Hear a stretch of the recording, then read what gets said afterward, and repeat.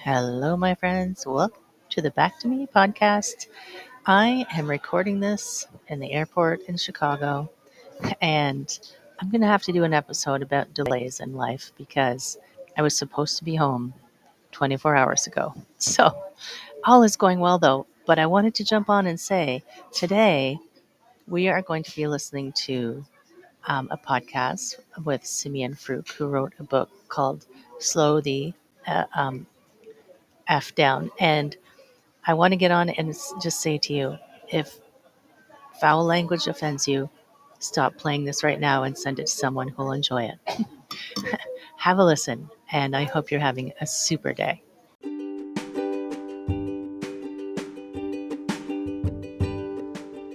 Hi, my friends. Welcome. This is the Back to Me podcast, and this is Heather, and I am super excited that you're here. You are going to hear some tips and some tricks and some ideas to help you live your happiest and healthiest self. I call it Back to Me because when you are taking care of yourself, back to me, then you can take better care of others, and we can all make the world a better place. This is Wellness Your Way, and I am super happy that you're here.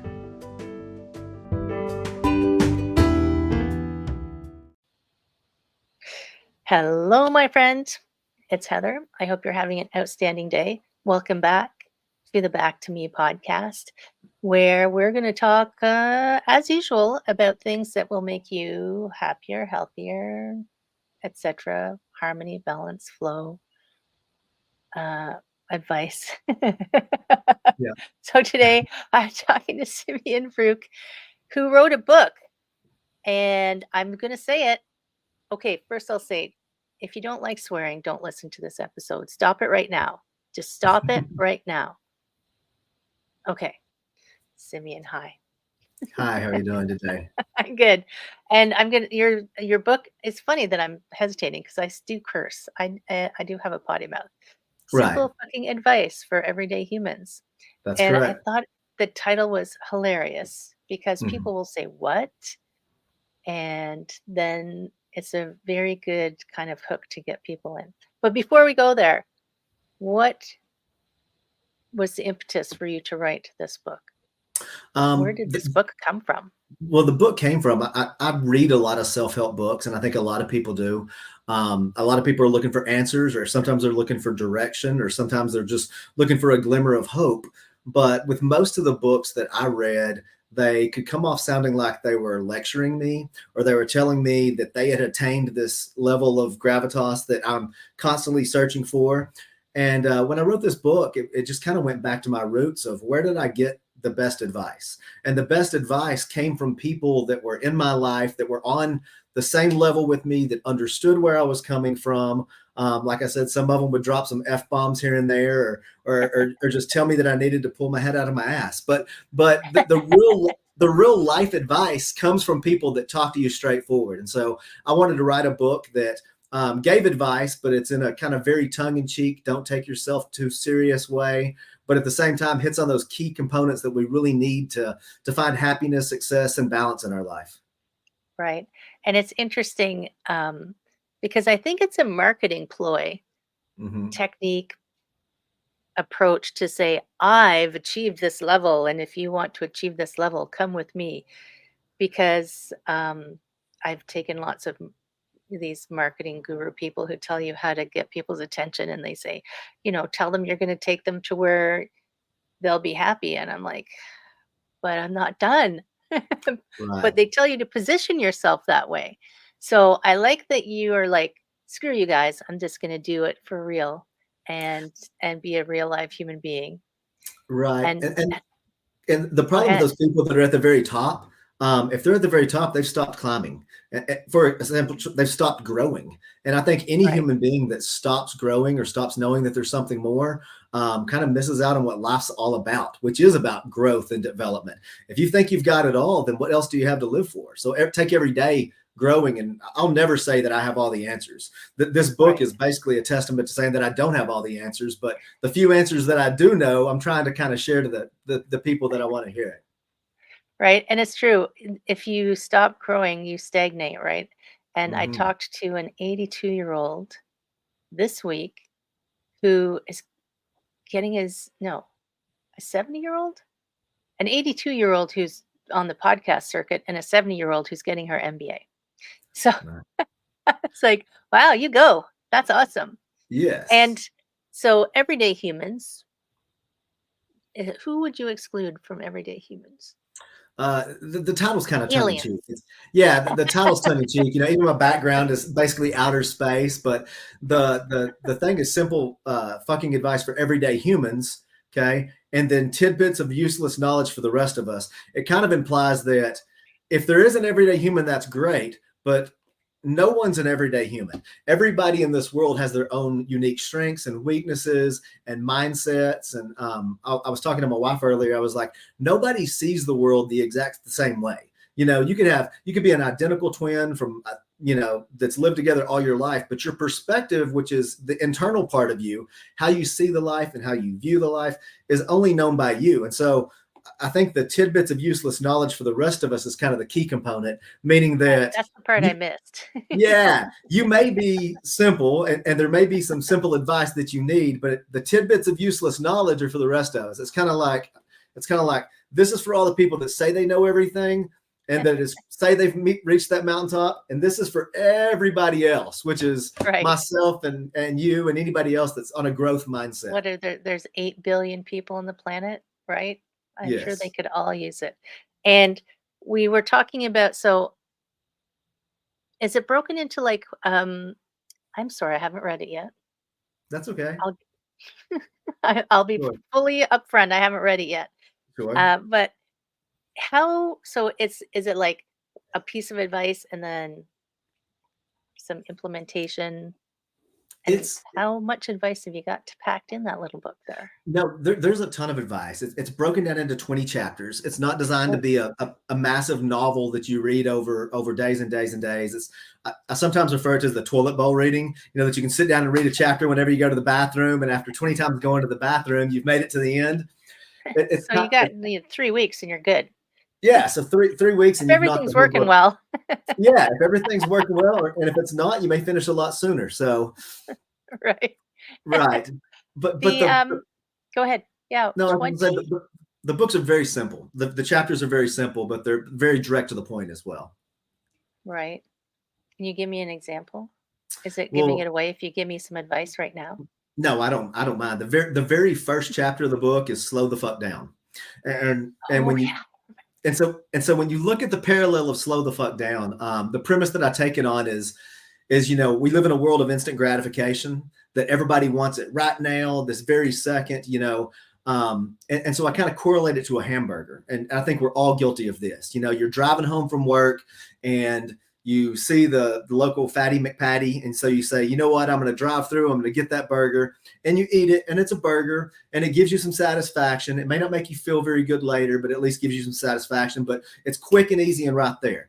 But then if you slow down a little bit more, you may get a preformed frozen patty from the grocery store. And so you come home and you fire up the gas grill and you throw that burger on there, and it takes a little bit longer, but throw in some fresh veggies and cheese, and it's much better. It took longer, but it's a much better version of that. And then there's the third type, whereas you get fresh ground beef, and out of the corner of your shed, you pull out your charcoal grill and you light the charcoal and you let it heat up to face blazing temperatures, and then you throw it on there and you sear it and you do all that. Takes a ton longer, but the enjoyment that you get out of it is 1,000 times better. And I kind of allude to the fact that it's okay to have fatty McPatties in our lives, but we need to allude to what are the things in our lives that we really want to slow down for. Whether it's a relationship, whether it's, we're talking about a gentleman obtaining a new college degree, even though he's 70 years old. The things that we slow down with in life and that we take the time to make, like that beautiful, perfectly charcoal burger, are the things that should give us the most satisfaction in our life. And the things that are not that important to us, we can settle with the McFatty Patty way. Right. It's I had two thoughts come into my head. I had a Wagyu burger the other day. Don't know if Mm, you've had that. Like, I that's have. taking your time with some good meat, because that, what if you grew your own cow and gave it a massage every day? Like, that's some Yes, good beef right there. Sorry, absolutely. vegetarian friends, but I can't see vegetarianism in my life at this point. But the other thing that popped into my head was the McFatty Patty. And so social media just drives so much of that now. I Hmm. mean, I might be just painting with a broad brush, but when we were kids, I think we're around the same age. When we were kids, if you weren't home and somebody left you a message, they knew you'd get back to them at some point. But now if your phone rings, you're gonna answer your phone. Or, Yes. didn't you see my post? I posted it like half an hour ago. How come you didn't see it? Right. And I think also the thing that also came into my head was consuming social media is like consuming one of those fast food, not so great food things, fast Hmm. food in quotation marks, because I don't know very many people who feel good after scrolling their social media. Right. And the problem is that people as a whole, and I kind of allude to this in the book as well, is they begin to define their self-worth by what they see in social media. And so there's twofold on that. That's really, really bad. Number one, all these influencers that put everything out there that say, this is what I'm supposed to be like. From a guy's perspective, you see these people that are just completely built and muscle bound and all this stuff, probably using performance enhancing drugs, starving themselves, doing all of these things. Those are unattainable goals, but when it's set out as the social norm, then we feel bad about ourselves when we don't reach those. When we are not the supermodel or the even the advice guru that has it all together, we feel like we're coming up short by doing that. And then the second type of it is that people start evaluating themselves by the number of thumbs up, thumbs down, likes, not likes, clicks, and that's a really scary place for society to go when you base your self-worth on whether somebody else had a thumbs up to the dress that you wore that day Or what you ate. or what you ate. Yeah. Well, what I also find interesting, and this is what I make a comment to my clients quite often when they talk about stuff on social media. I want to because I just say, it's not real, right? Hmm. I mean, even I have friends who have fairly, substantial followings, friends and acquaintances, and I know what's going on behind the scenes. And I just say to people, that's not actually real life. This is like just, everybody's now on TV pretending that everything is perfect and it's, June Cleaver where everything's fabulous, but it's not realistic. And the people who are like the supermodels and I'm like buff beyond belief, that's their full-time job. If it was Yes. my full-time job to look good, man, what I would not look like I do currently.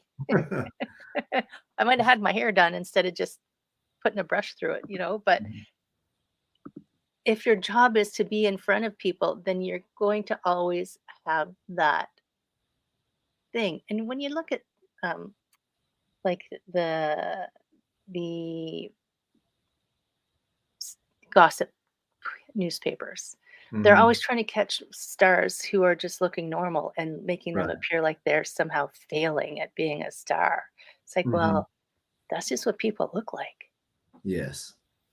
right? Well, and I think if you change your perspective on it a little bit too, I mean, say somebody gets ready to go out on a date and they Mm. get dressed up in a beautiful dress or a beautiful outfit and they post it on social media. They go out on that date with that person. They have a wonderful time. They enjoy it. They come back and then they're more concerned about how many of their people that are on their social accounts liked the dress and then the actual person that you went out on the date with. And to me, when you do that by you making kind of a very negative shift in your perspective, you are honestly kind of looking down on the person you went out on a date with. Did you wear that outfit to impress them?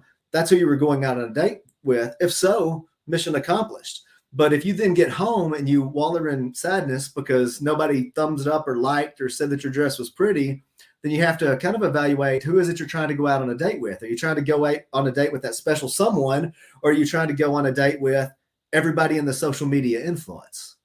Right? Yeah. Like, what is who? And I would even say dress up for yourself, but Yes, that's a whole other 100%. thing. But it's interesting that people their self-worth is tied so much to people like and think of the likes, like these aren't people you probably actually know Mm-hmm. versus this person who's standing right in front of you. So you're Yes. putting your self-worth into digital clicks of, Mm-hmm. we could go down the rabbit hole of existentialism and everything's connected and we're all one. But Right. at the same time, you don't know these people. Hmm. Why do you care what they think of you? And there's Right. that whole, I love Dr. Seuss, but I think I keep attributing it to him, but I don't know. Other people. It's a take on other people's opinion of you. It's none of your business. Like, Hmm. who cares? But if Right. you are worried more about them than the person you're with, then how disconnected does that make you? I mean, I talk a lot about community and how important it is for your well-being. If you can't connect with the person sitting across from you because the fake people, they're not fake people, but the semi-fake people that you Hmm. don't know on social media are pulling you away. That's a bad spiral to go down. It is, and it's neat to see. I mean, we dog on the rich and famous, but it's also neat to see the people that have achieved a certain level of success and still maintain that. I mean, because if you go back and look at Steve Jobs, he was always wearing a turtleneck Yeah, and the same outfit all the time. And the reason why is not because he didn't care about fashion, it's because he didn't want to dedicate precious resources that could be developing Apple computers and things like this to what he was going to wear that day. Albert Einstein did the same thing. You look at Keanu right. Reeves, who's like one of the greatest actors going right now. He rides the subway. You can pull up, and the crazy thing about that is you'll see him sitting on a subway, and nobody's bothering him because they don't even know he's famous because he just carries himself in such a down to earth way. He's that grounded, and so it's I'd be not too a scared to go and talk to him. it could be that, but I think a lot of people are have a hard time getting grounded, and that's what it really Yeah, really gets to when you're comfortable with yourself. And I love what you said. You said some people need to just dress for themselves. When you're comfortable with yourself and you know who you are, you care less about what other people think you are. yeah, yeah. And I think it's easier for you to navigate the world, um, being like when you meet someone who you can just, there's just an energy to them that's like they are solid in themselves. And they're Yeah. not worried about any of that. They have for me, they have a certain magnetism, like, wow, Mhm. that's so cool that you're Yeah. like so grounded and solid. And I think it frees you to get on to the things that you want to get on with your life, right? So when you Mhm. stop worrying about those things, because a lot of what holds people back from what they're supposed to do in life is because they're afraid what people are going to say about it, Absolutely. right? Yeah, that's And 100% true. And when you talk to people too, when you meet a stranger on the street, and if I walked up to a random stranger and I said, "Hey, my name's Simeone Fruke. It's nice to meet you. Who are you?" The first thing that they're going to start telling you is what they do. They're going to say, "Oh, well, I work at such and such, and I do that." Which you're asking them, "Who are you?" Not what do you do. That's the first thing yeah, they're going to tell you is I work here, and this is what defines me. And then you say, okay, well, that's not what I was asking. That's where you work. That's great. But who are you? And they're like, oh, well, I like to go roller skating and I like to do, okay, well, now you're telling me your hobbies, but you're not telling me who you are. Only after you've gone through those two barriers, when you're really talking to somebody, you say, no, who are you? And then they may say, well, you know what? I love being a father, or I really love writing, or you know what, I'm a passionate teacher, I love teaching. Those are still things that they're doing, but they dig a little deeper outside of the extrinsic and into the intrinsics of who they are. And if right, and if and if we will dig into those intrinsic factors in our life and find not just strength in them, but confidence, self-worth in those things, then I think as society as a whole, we're going to be much more productive and much more happy. right. Now, I remembered when you told me the name of the first chapter. Then I remember the first chapter is slow the fuck down, and then you just turn them around and go, now speed the fuck up. Yeah, that's true. That's true. So the slowing down is like, is that you're kind of disconnecting from the external judgy McJudgersons, or Mhm. and then the speed up is, what's that? Or the, did I the, get that wrong? the, no, you're right. The slow down is take a step back, take more time with the things that are important to you, and slow down so that you can actually realize everything that life has to offer. The second chapter, Speed the Fuck Up, basically deals with when there's times in our life that we need to speed the fuck up, we're so intimidated by like what you exactly just said, what other people think or what they might judge us as, that we're scared to speed the fuck up. So when an opportunity comes for a job that you're like, man, this is really exciting, but I'm really, really scared because what if this fails, or we don't speed the fuck up. I use the example of a cheetah, because a cheetah is the fastest land mammal that's on Earth, and they go like 70 miles an hour. And so when you look at a cheetah, you go, man, that is fast. That is quick. They are hauling. But then you look at how the cheetah hunts its prey, and what it does is it slows the fuck down for hours as it slowly stalks its prey. It slowly moves little by little into position. It's slowly moving through life, just like we talked about in chapter 1. But when the moment strikes and it needs to go, it speeds the fuck up for about 20 seconds. And so the fastest creature goes boom for 20 seconds, but that 20 seconds may be all that we need in life to seize an opportunity, to tell somebody how you feel about them, like genuinely how you feel about them. I know there's thousands of people they need to have their moment. Maybe they're going to get rejected. Maybe they say, hey, you know what? I love you and I really want to spend the rest of my life with you. And they get rejected. But you need to know that in that moment too, because if that's not an avenue you need to pursue, then it's not a negative. It's okay. Well, now I need to slow down again and start looking at my life and seeing where it's going to take me. It's funny. So much of television is the unrequited love. Oh, I can't tell them. Oh, I can't. And are we trying to model that? Like, come on, people. Do you want to spend Right. your life alone pining for someone? Just go and pull the band aid off. One of the Mm-hmm. favorite phrases that I heard recently, I was in an online course, and I must have used this at some point in my life. I don't have a lot. I don't think that I need it right now, but it only takes 10 seconds of courage to go and do something that you're afraid to do. It would take me 10 seconds of courage to go and talk to Keanu Reeves on the subway. Yeah, It's just because yeah, it's exactly. just because I'm shy. But, Mm-hmm. like getting on a podcast or sending emails to strangers who I don't know, or doing these things. Some people that like they just tie themselves up in knots to even like voice an opinion. It's like 10 seconds. All it takes 10 seconds.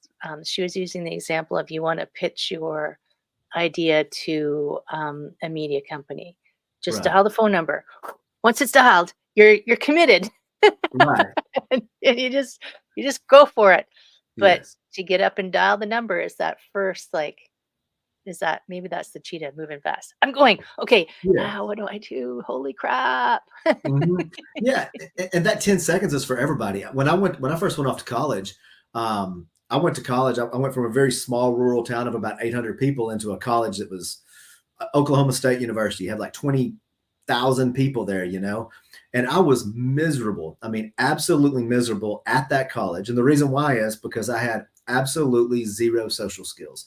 I couldn't talk to Right, somebody. I had no friends. I went back to my dorm every day, sat, woke up the next day. I'd gone from an area where I had social skills in this very small rural town because everybody knew everybody and all of this stuff. And you kind of grew up together. But then when I went off to this bigger pond, my social ability and my social development wasn't at the point to where I could even go, hey, you're taking this class too. Do you think we could study together? Completely right. incapable of that 10 seconds.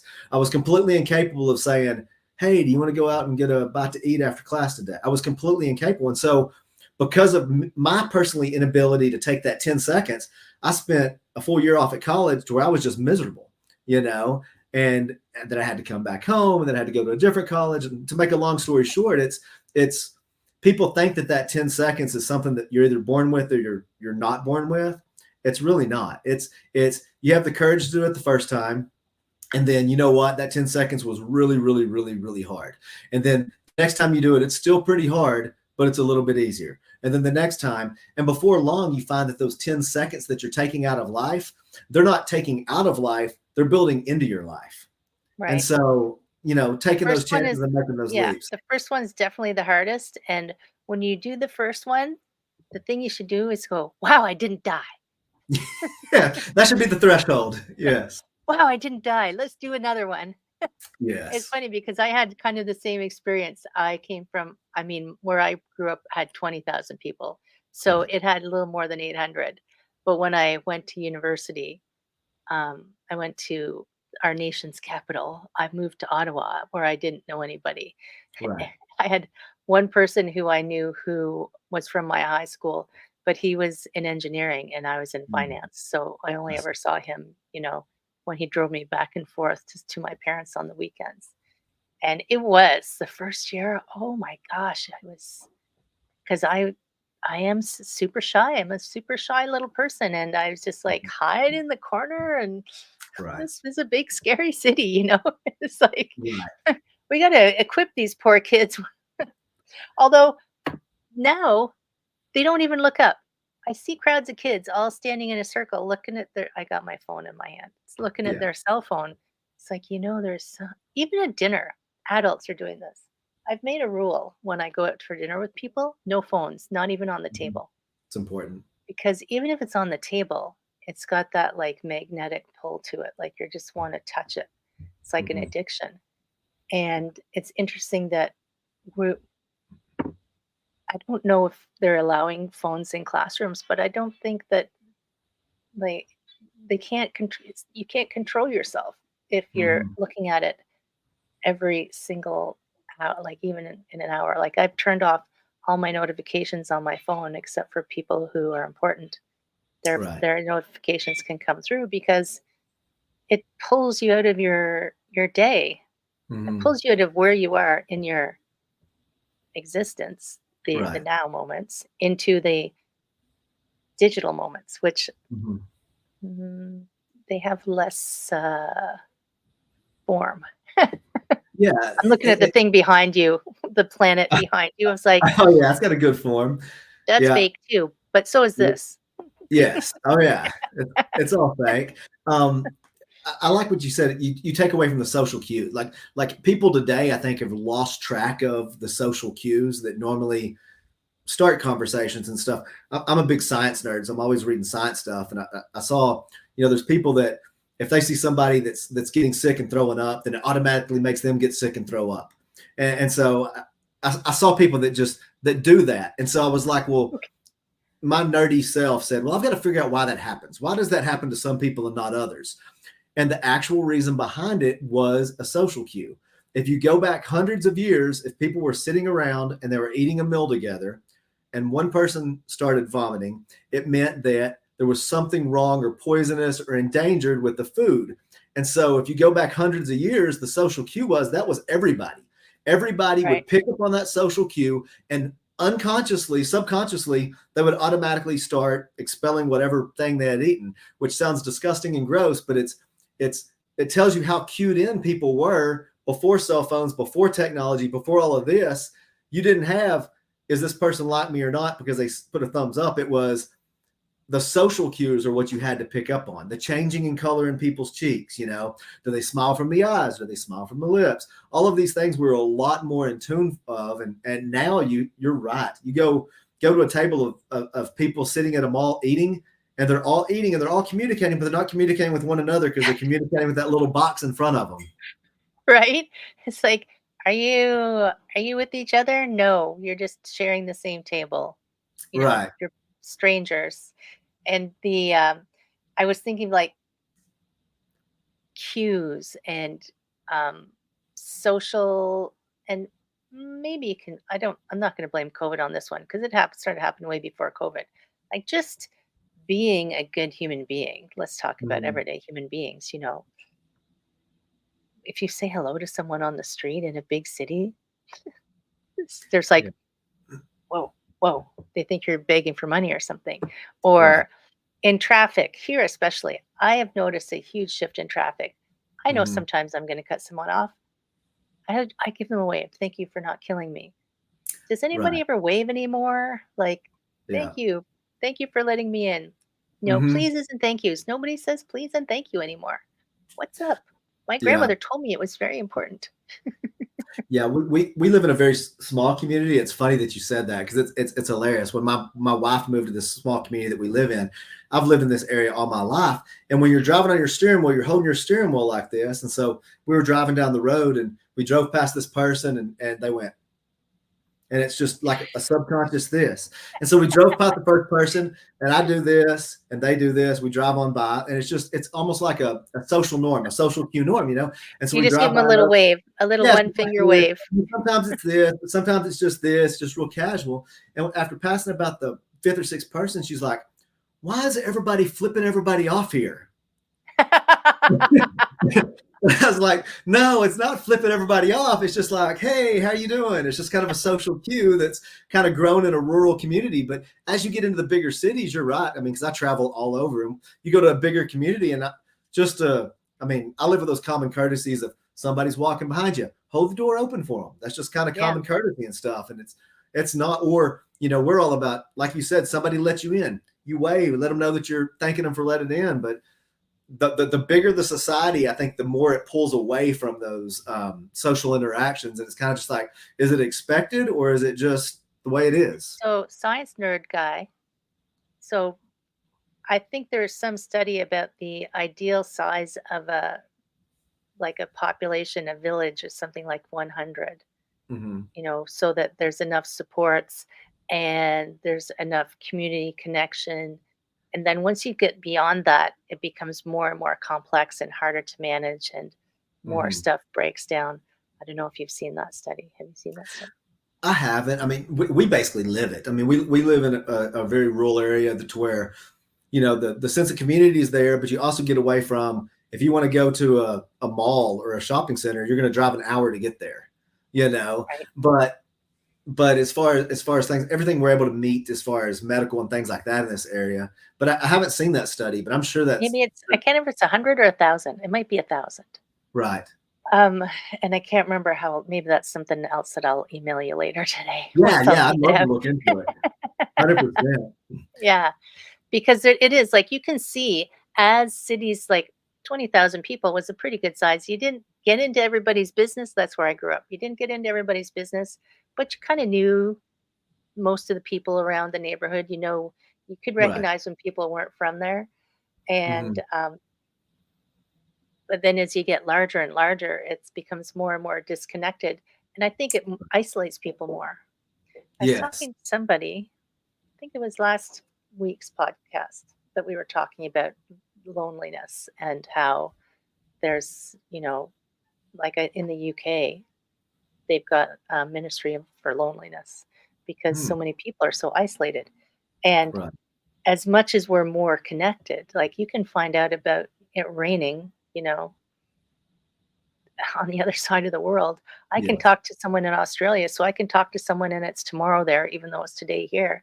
Right. So we're more connected, but we're not. Yes.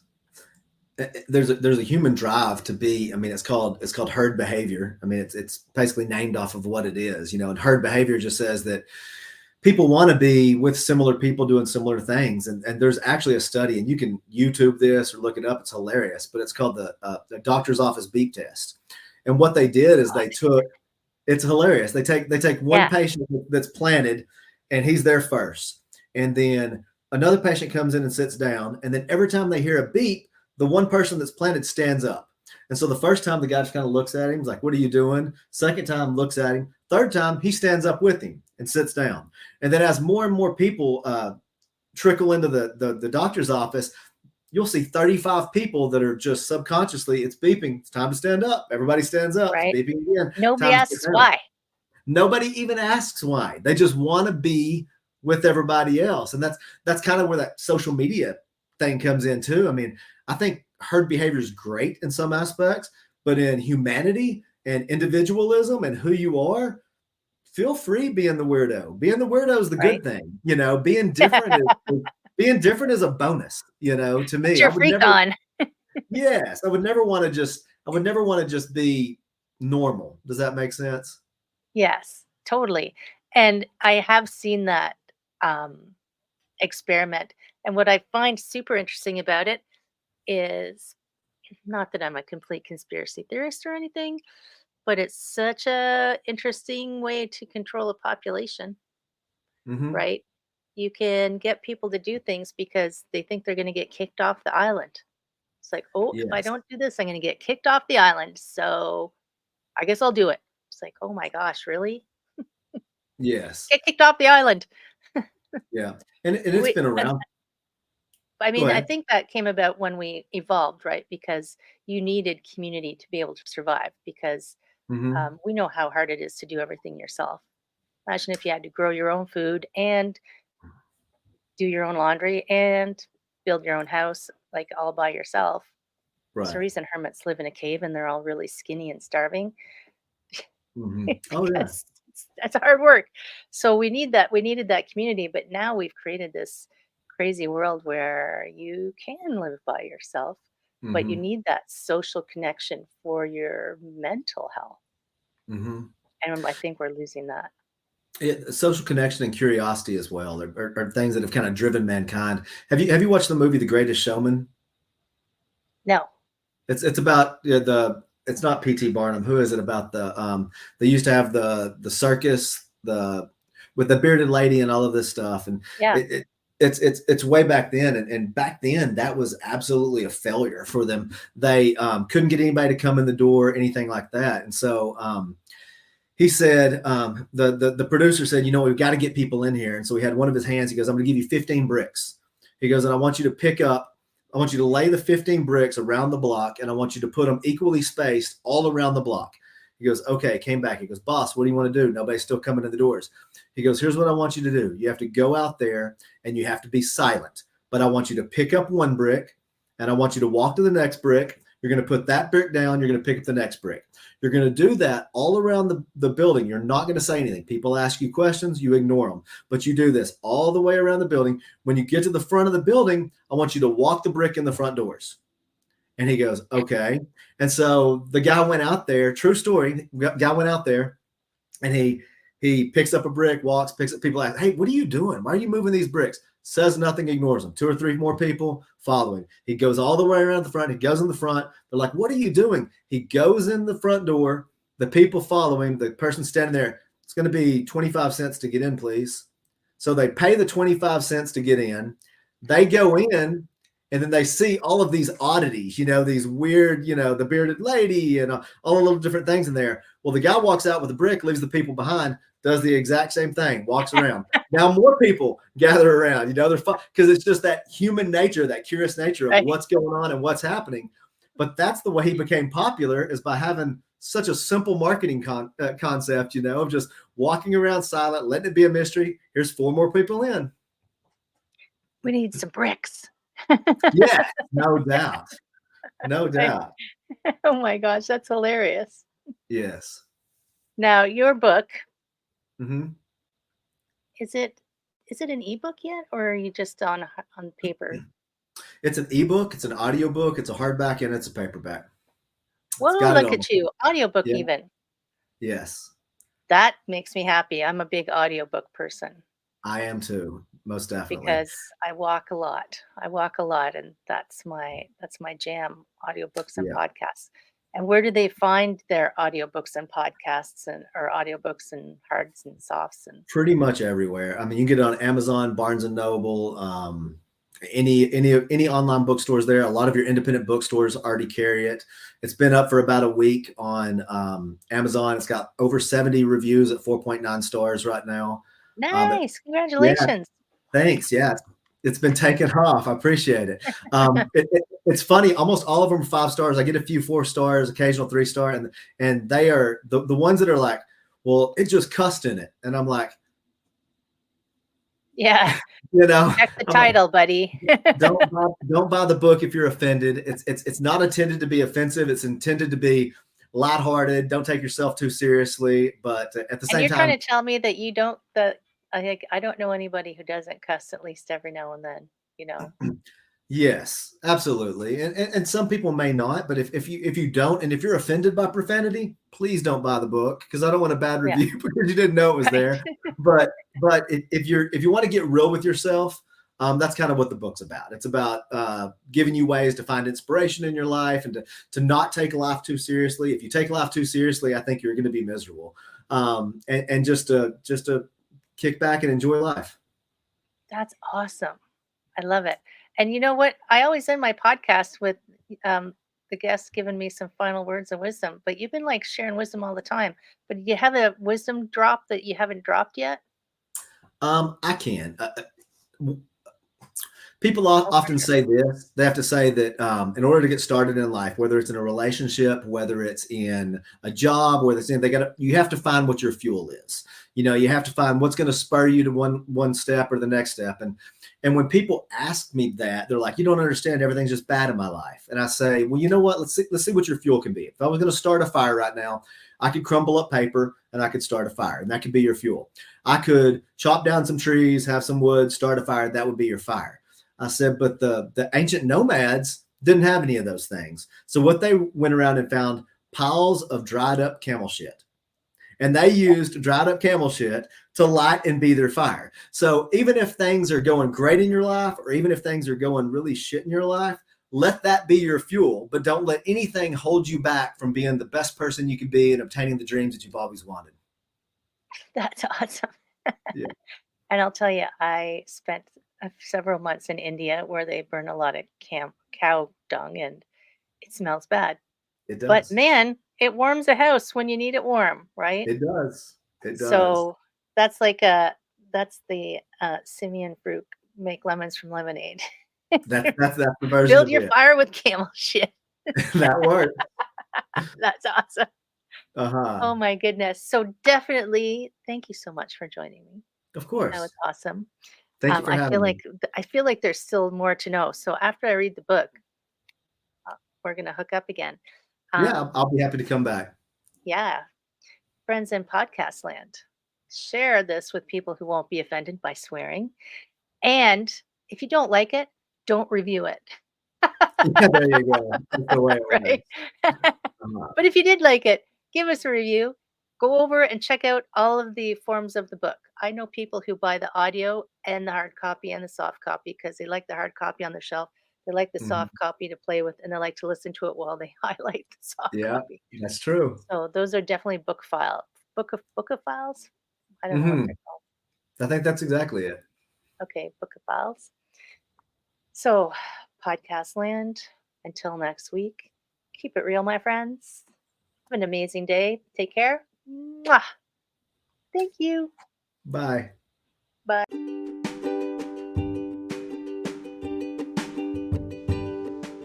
Hi, my friend. Thanks so much for listening to this entire podcast. If you found it useful and you're like me and you like helping others, please feel free to share this.